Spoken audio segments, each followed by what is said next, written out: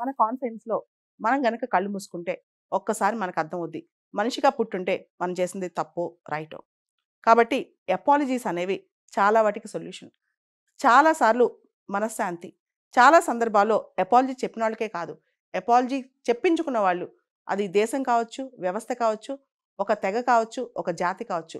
వాళ్ళు కూడా చాలా వరకు పాత జ్ఞాపకాల్ని, ముఖ్యంగా చేదు జ్ఞాపకాలను మర్చిపోతారు. కానీ చాలామంది మనుషులకి ధైర్యం ఉండదు. ఒక అధ్యక్షుడికి గానీ, ఒక వ్యక్తికి కానీ, ఒక జాతికి కానీ అపాలజీ చెప్పాలి అనుకుంటే దానికి చాలా ధైర్యం, తెగువ కావాలి. తప్పు ఒప్పుకోవడానికి, తప్పు చేసిన దానికన్నా ఎక్కువ ధైర్యం కావాలని నేనంటాను.